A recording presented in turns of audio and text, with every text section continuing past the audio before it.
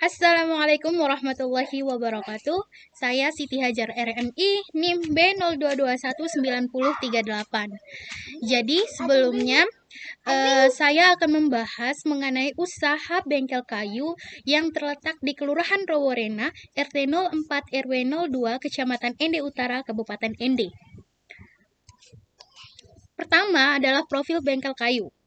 Di Kelurahan Roworena, ada sebuah lahan kebun yang diubah untuk menjadikannya sebagai bengkel kayu kerajinan yang membuat lemari, meja, kursi, dan lain sebagainya. Bengkel kayu tersebut dikelola oleh Logos, yang merupakan warga asli desa lain.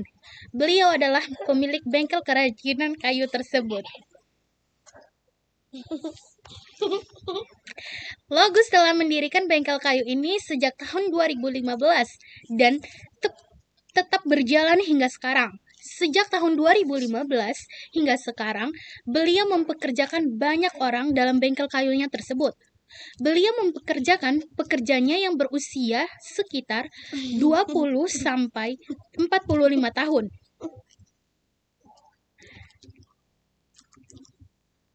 Tuan Logos memiliki alasannya yang membuatnya mendirikan bengkel kayu tersebut. Ia melihat potensi dalam bidang kerajinan yang dimiliki warga setempat. Ini dibuktikan layaknya warga di daerah ini selain bekerja sebagai petani, juga sebagai pengrajin tenun ikat, pengrajin bambu, pengrajin parang, dan masih banyak pengrajin lainnya.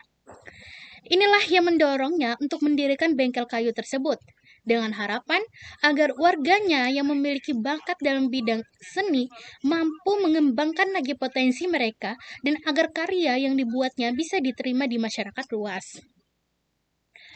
Setelah bengkel tersebut telah jadi, Tuan Logos mulai mengajak beberapa orang yang bekerja dengannya. Awalnya ia mendapat 2 pekerja saja. Karena letak bengkel tersebut sangat strategis, di mana banyak orang yang berlalu lalang, tak heran jika Logos berhasil mempekerjakan lebih dari 2 orang, yaitu sekitar 10 orang di bengkel kayu sederhana miliknya. Itu sangat sulit mendapatkan orang yang ingin bekerja di bengkelnya, karena mayoritas penduduk di sini lebih memilih bertani, bertenun, dan sebagian lainnya hanya mengojek.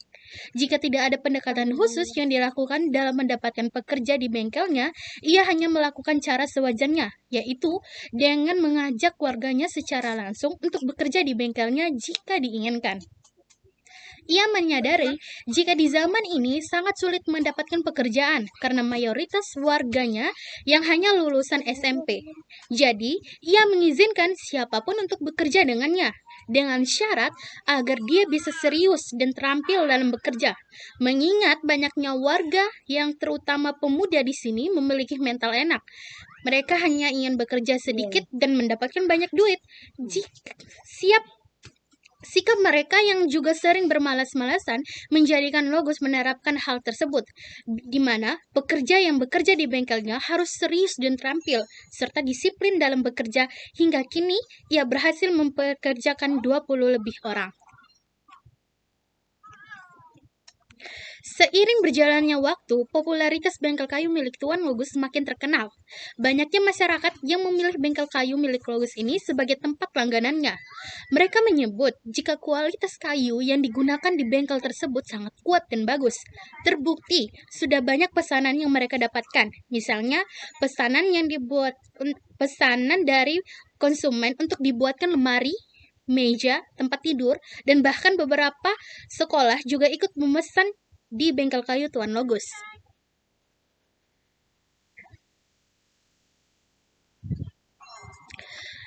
Kemudian, analisis usaha. Yang pertama, konsep dasar ilmu ekonomi. Konsep dasar ilmu ekonomi yang digunakan Tuan Logos dalam pengembangan usaha bengkel kayunya ini ialah ekonomi terapan. Disebut ekonomi terapan karena sebelum mendirikan usaha bengkel kayu ini, Tuan Logos sedikit resah melihat pemuda di sekitarnya yang tidak memiliki pekerjaan dan hanya lulusan sekolah dasar, sekolah menengah pertama, dan sekolah menengah atas. Hingga pada tahun 2015 lalu, Tuan Logos mendirikan bengkel kayu di tanah seluas kurang lebih 5 meter persegi guna mengatasi permasalahan yang dialami pemuda di lingkungannya.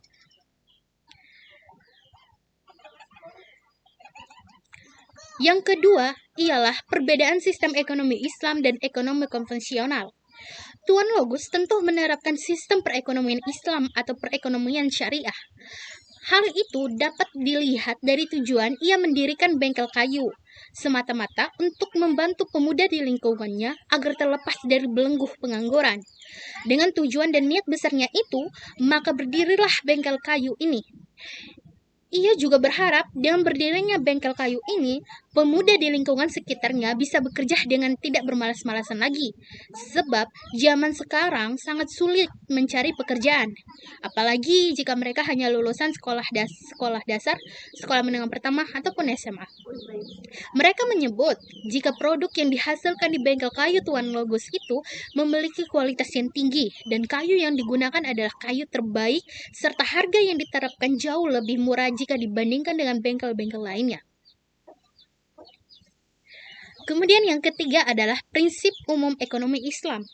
Dalam penerapan produksi dan perdagangan, Tuan Logus menerapkan prinsip ekonomi Islam, meliputi keimanan, keadilan, kenabian, khilafah, dan ma'ad atau hasil. Tuan Logus tidak menukar kayu dengan kualitas bagus ke kualitas yang rendah demi mendapatkan keuntungan pribadi. Baginya, perbuatan curang dalam produksi hanya akan menurunkan kepercayaan konsumen. Jadi Tuan Logus menghindari hal itu. Selain itu, perbuatan curang tidak dibenarkan dalam agama. Selain itu juga, Tuan Logus sangat amanah dan tepat waktu dalam memproduksi pesanan konsumen, sehingga konsumen jarang merasa kecewa. Selain harga dan kualitasnya yang bagus, waktu produksinya juga sangat tepat dan cepat. Kemudian, konsep teori permintaan. Tuan Logus menetapkan permintaan dan penawaran dalam kegiatan ekonomi bengkel kayu yang ia dirikan. Konsumen akan memesan produk apa yang harus diproduksi Tuan Logus dan rekan kerjanya. Contoh, beberapa waktu lalu Pak Ibrahim pernah memesan untuk dibuatkan lemari dan meja belajar untuk anaknya. Pak Ibrahim mengaku puas dengan produk yang diperoleh, serta harga yang ditawarkan sangat sesuai. Tuan Logus menetapkan harga sesuai dengan lama produksi dan tenaga yang dikeluarkan dalam pembuatan produk tersebut.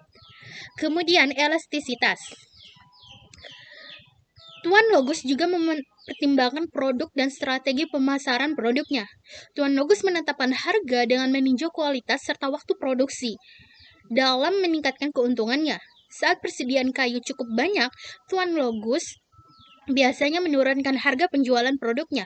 Biasanya permintaan dari konsumen jauh lebih meningkat di hari sebelum penyediaan kayu itu cukup banyak. Walaupun demikian, Tuan Logus tetap mendapatkan keuntungan yang banyak karena konsumen tetap merasa puas dengan apa yang Tuan Logus hasilkan.